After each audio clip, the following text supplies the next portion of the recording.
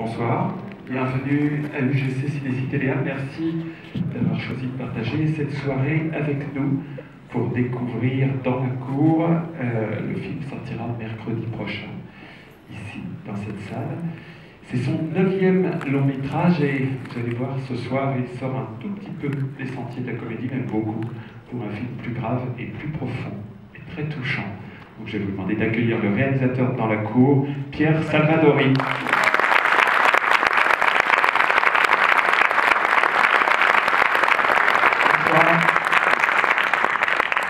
Effectivement. Je n'ai pas tout dit, je te laisse la parole. À un moment, vas-y. Non, effectivement, ne fait fuir personne, mais c'est un film un petit peu différent des trois précédents, qui étaient des comédies un peu plus affirmées, avec des mensonges, des quiproquos, du mouvement, de la vitesse. Et là, c'est un film qui est un peu plus, peut-être un tout petit peu plus autobiographique et qui est plus dans le ton d'un film que j'avais fait il y a assez longtemps, qui s'appelait Les Apprentis. C'est un film qui a pu savoir peut-être, même s'il s'agit aussi quand même un peu de comédie, avec la comédie italienne et avec la comédie américaine, on pourrait dire, pour faire un peu vite. Mais c'est un film très personnel et que j'aime tout autant. Le projet de départ était beaucoup plus sombre, et puis tout doucement, j'ai un penchant comme ça pour la comédie, et puis ça s'est instillé, et puis voilà, je pense que j'aurais du mal à raconter une histoire autrement qu'en y insérant aussi une forme d'ironie, de drôlerie, et même parfois un peu de burlesque. Et lorsque tu as écrit ce film, ce scénario, tu l'as écrit pour Catherine Deneuve et Gustave Scarvel, ou ils ont rejoint le projet au fur et à mesure de l'écriture? Non, alors, quand le film précédent de Vrai Mensonge est sorti, c'était un jour sinistre, c'était les premières, je ne sais pas si vous vous rappelez, c'était il y a 3-4 ans, il y avait des tempêtes de neige effroyables et toute la France était paralysée. On a Philippe Martin, le producteur du film, qui nous rejoint. Voilà.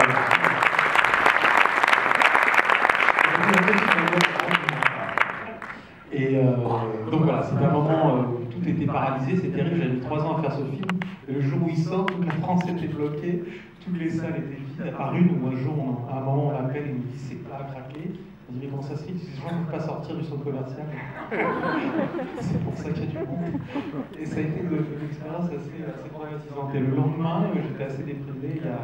Il y a Catherine Deneuve qui m'a appelé pour me dire qu'elle venait de voir le film et qu'elle l'avait beaucoup aimé. Ça m'a énormément remonté le moral. Et je me suis senti presque son obligé. Je me suis dit, je vais écrire pour cette femme. Elle est formidable. Voilà, et donc j'avais ce projet depuis longtemps d'une femme qui perd un peu la tête, qui devient folle d'inquiétude, qui est un peu une figure de l'époque, parce qu'on vit une époque extrêmement inquiète et stressante et presque dans une façon presque disproportionnée. Et voilà, j'ai voulu écrire l'histoire d'une femme qui devient folle d'inquiétude, mais folle presque au vrai sens du terme. Et donc j'ai écrit pour elle, et ensuite j'ai vraiment cherché qui pouvait être l'ange gardien que je pouvais poser à côté. Et j'ai pensé à Gus, on s'était croisés sans se voir dans un festival. Je l'ai un peu répété en promo, mais je croyais qu'il ne m'aimait pas, je ne sais pas pourquoi, tout le monde est parano dans ce métier. Et le mec du festival me dit « Ah, Gus a été tellement triste de vous rater. » Je dis « Ah bon, alors lui aussi m'aime bien. » Et en fait, j'ai commencé à penser à lui et j'arrivais plus à me départir de cette idée.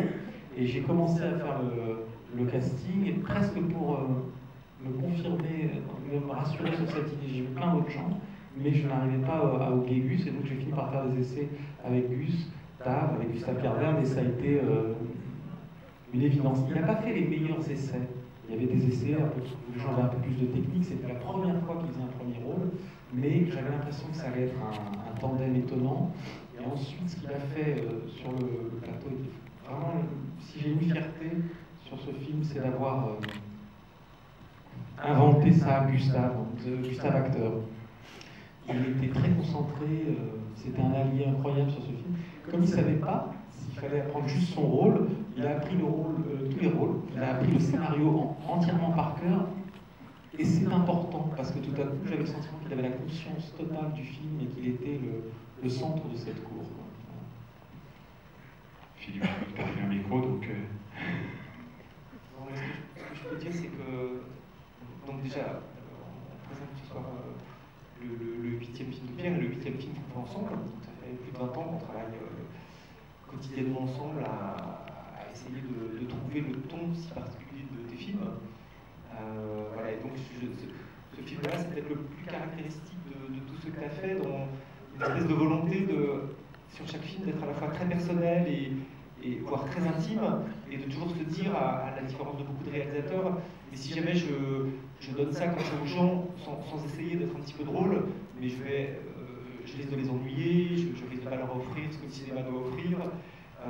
Donc en fait, ces films s'élaborent toujours dans cette espèce de double ambition, qui est de ne jamais trahir une espèce d'univers personnel et au fond une espèce d'intégrité sur ce qu'on doit raconter, et en même temps de se dire, mais comment être drôle avec ça, comment réussir à ce que l'humour rende accessible un peu ces thèmes. Et ce film est peut-être le plus frappant dans cette élaboration de réussir à être peut-être plus grave que dans certains autres encore, et en même temps de tout le temps dire, mais la comédie, l'énergie est là pour nous aider à se confronter un petit peu à ces idées-là. Voilà. Et donc, c'est assez étonnant parce que c'est peut-être par rapport à d'autres films, encore, c'est un film que je t'ai vu chercher dans cette espèce de double mouvement, quoi, je dois raconter ça, mais comment le raconter, comment être compris, comment faire rire, voilà. Et donc vous êtes presque les premiers, pas tout à fait, on a montré le film à Berlin, voilà, c'était la première présentation du film, c'était il y a un peu plus d'un mois à Berlin.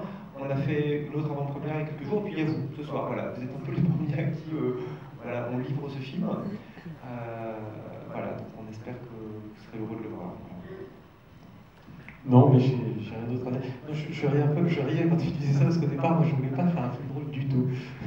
Et j'ai dit à Philippe, voilà, je vais raconter l'histoire de cette femme qui devient folle d'inquiétude, parce que tout le monde nous dit que c'est la fin du monde dans 20 ans, et qui ne supporte plus tout ça. Et Philippe, il dit, oui, c'est très bien, il faut que ce soit drôle. Je dis, mais non, pourquoi il faut que ce soit toujours moi qui... Parce que Philippe produit des films parfois aussi un peu moins drôles. Et donc, je dis, pourquoi tu ne demandes pas ça? Tu demandes toujours ça à moi. Je te dis toujours parce que toi, tu sais le faire. Voilà, il m'avait répondu ça, je dis, bon. Mais voilà, donc le projet au départ, il n'avait pas cette dimension qu'il peut avoir, en tout cas dans les deux tiers du film, où la comédie et le dialogue un peu léger ou rapide et intervient de temps en temps. Voilà, écoutez. C'est vous qui jugerez. C'est vous qui jugerez, j'espère que... Ce qui est drôle, c'est qu'ensuite il dit, mais non, mais tu crois, mais non, cette histoire-là, tu crois que ça doit être drôle. Puis il commence à écrire, puis il m'appelle, il dit, écoute ce dialogue comme il est drôle, tu vas voir, tu vas rire. Donc voilà, c'est toujours cette espèce de... Non, mais bon, c'est pas non plus ce que je tiens à dire, et puis après je vais vous laisser regarder le film, c'est pas une comédie, c'est pas comme Hors de prix, c'est pas comme Les Apprentis, c'est pas comme Le Mensonge, c'est un film un peu personnel, un peu plus autobiographique, qui parle aussi de l'époque, mais je voulais...